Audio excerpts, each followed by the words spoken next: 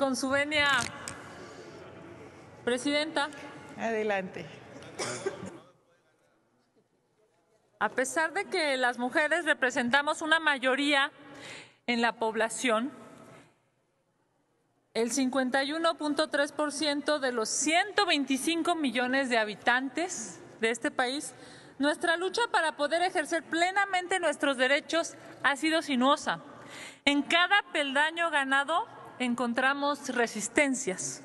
Fue hasta 1953, después de largos e intensos debates, que se promulgó el decreto por el que las mujeres obtuvimos el derecho a votar y ser electas para puestos de elección popular, ejerciéndolo por primera vez en 1955, logrando desde ese momento grandes avances en la actividad política y social, conquistando espacios en el poder legislativo y empoderándonos en otros ámbitos del gobierno. Solo por poner un ejemplo, una integración casi paritaria del Congreso de la Unión era una situación absolutamente inimaginable para nuestras abuelas. No digamos el ocupar un escaño o una curul. Ni siquiera tenían reconocido el derecho a votar o a contar con personalidad jurídica plena. Después de que en 1996 se iniciaran las denominadas cuotas de género como una acción afirmativa para impulsar la representación de las mujeres en el poder legislativo en un porcentaje del 70-30 y se aumentara a un 60-40 en 2017, el año pasado desde este Senado promovimos, con el apoyo y respaldo de las legisladoras y legisladores de todos los grupos parlamentarios, así como de múltiples asociaciones y actores de la sociedad civil, la reforma de paridad 50-50. Desde aquí, un saludo a las mujeres en plural y un saludo a las mujeres de 50+1. Gracias por su acompañamiento. En un acto de sororidad, cuando fui diputada constituyente de la Ciudad de México, presenté una iniciativa para establecer la paridad de género en la Constitución local. De igual forma lo hice al llegar a este Senado de la República. La paridad no debe entenderse como un beneficio individual, es un logro de todas y todos, tanto legisladoras como legisladores, pero principalmente de la ciudadanía. Estas reformas son resultado de la congruencia natural de la composición de nuestra sociedad.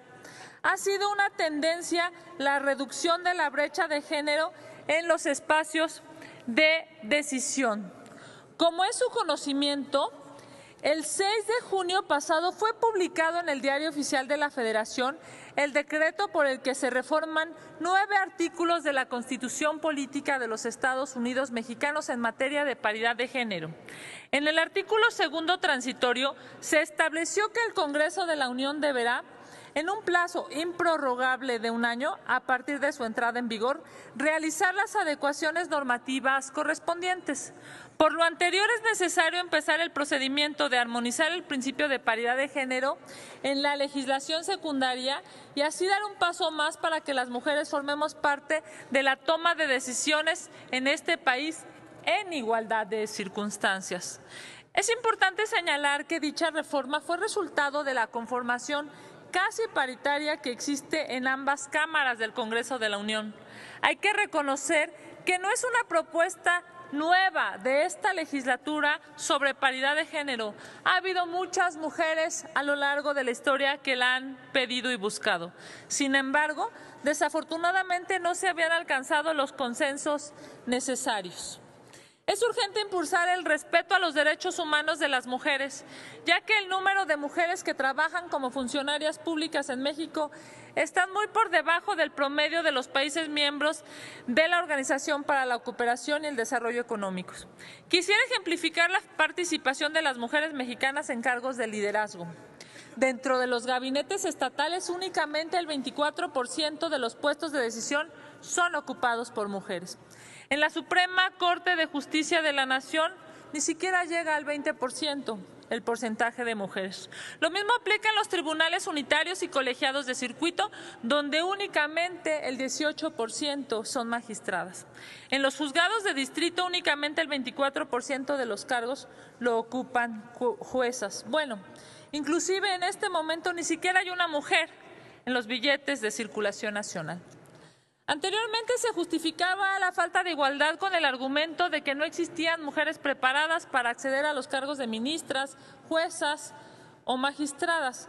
Sin embargo, hay evidencia con las cifras del Censo Nacional de Impartición de Justicia Federal 2018 que de 48,125 servidores públicos adscritos al Poder Judicial de la Federación, 22,589 son mujeres y 23,030 son hombres, existiendo prácticamente paridad de género en cargos como secretarios de acuerdo, actuarios y o proyectistas. Sin embargo, al momento de acceder a los cargos superiores de impartición de justicia, el porcentaje de mujeres disminuye preocupantemente.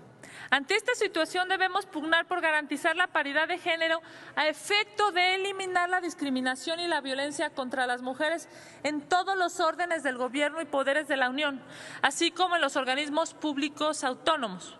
Por lo anterior, el día de hoy presento 55 iniciativas a efecto de armonizar la normatividad secundaria con la Constitución Política y establecer el principio de paridad de género en la integración de secretarias de Estado, tribunales, juntas de gobierno, consejos técnicos, comités consultivos y todo aquel órgano de toma de decisiones de los 3 poderes de la Unión en los 3 órganos de gobierno, así como en los organismos públicos autónomos, y se sancione como una violación grave a quienes no se apeguen a lo establecido en dichas reformas. Igualmente, se propone la creación de una instancia de coordinación a efecto de darle seguimiento a la implementación de la reforma constitucional en materia de paridad de género. Entre las leyes que propongo reformar y adicionar se encuentra la Ley Orgánica de la Administración Pública Federal, que tendrá como efecto establecer la paridad de género en las dependencias del Ejecutivo Federal. Del mismo modo, se propone reformar la Ley General de Instituciones y Procedimientos Electorales, la Ley Orgánica del Poder Judicial de la Federación y la Ley General de Responsabilidades Administrativas. Igualmente, es menester reformar la normatividad de los organismos públicos autónomos, entre las que se encuentran la Ley del Banco de México, la Ley Federal de Telecomunicaciones y Radiodifusión, la Ley de la Comisión Nacional de los Derechos Humanos y la Ley del Sistema Nacional de Información, Estadística y Geografía, entre muchos otros. Se propone que cuando se renueven las cámaras legislativas, las listas de representación proporcional inicien en un proceso por mujeres y en el siguiente proceso por hombres. Los órganos de dirección de los partidos políticos nacionales y locales deben ser paritarios. En el Poder Judicial se propone que en tanto se logre la paridad de género, los exámenes de oposición serán dirigidos en un 70% a mujeres. Se establece en la Ley General de Responsabilidades Administrativas como violación grave de un servidor público el no cumplir con el principio de paridad de género. Nuestra lucha por alcanzar un mundo y un México con igualdad ha sido histórica. El reconocimiento de los derechos de las mujeres ha estado enmarcado por una dinámica de sometimiento y inclusión y exclusión que hoy tenemos oportunidad de transformar. En este sentido, debemos tener claridad de que se trata no de una dádiva política, sino de una reivindicación de las mujeres en su reconocimiento como individuos y como ciudadanas. Una reivindicación que tiene como sostén la garantía del pleno ejercicio de derechos que se encuentran consagrados no solo en la Declaración Universal de los Derechos Humanos, sino también en instrumentos como el Pacto Internacional de Derechos Civiles y Políticos y de una manera también muy importante en la plataforma de Beijing, que cumple 25 años en 2020. La plataforma que compromete al Estado mexicano no solo de la garantía de los derechos de las mujeres, sino también en la generación de mecanismos que garanticen a las mujeres una participación activa en la vida política de nuestro país desde los distintos órdenes de gobierno y de manera especial con capacidad de toma de decisiones.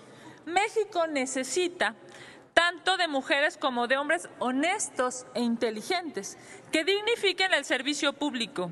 Es ahí donde entra nuestra labor como legisladoras y legisladores, reformando la ley para que haya igualdad de circunstancias, por lo que de aprobarse las presentes iniciativas, se logrará que la paridad de género no dependa de vaivenes políticos. Para lograr estas transformaciones se requerirá del acompañamiento de todas y todos los actores políticos. para que con su liderazgo y sororidad podamos sacarlas adelante antes de junio de 2020.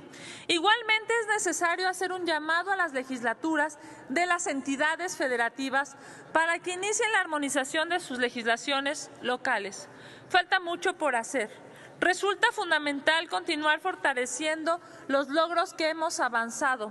Es necesario dignificar y prestigiar la política, reconociendo a las mujeres el acceso a la toma de decisiones en paridad, observando y entendiendo que los intereses de los ciudadanos no tienen género, no tienen sexo. Por hoy, señora presidenta, me permito agradecer el turno de estas 55 iniciativas, compañeras y compañeros. Agradecer a mi grupo parlamentario el acompañamiento que he tenido para la presentación de las mismas. No ha sido un tema menor, es un tema de trabajo y de congruencia. Pero hoy, como se ha dicho en diversas ocasiones por diversas senadoras, esta legislatura de la paridad debe dar resultados. Así es que el trámite de estas 55 iniciativas no lleva nombre ni apellido. Lleva el trabajo de millones de mujeres que todos los días salen de su casa para construir un mejor país. Muchísimas gracias a todas y a todos por su acompañamiento y, por supuesto, agradecer el trámite, señora presidenta, de estas 55 iniciativas. Muchas gracias. Gracias, senadora Kenia.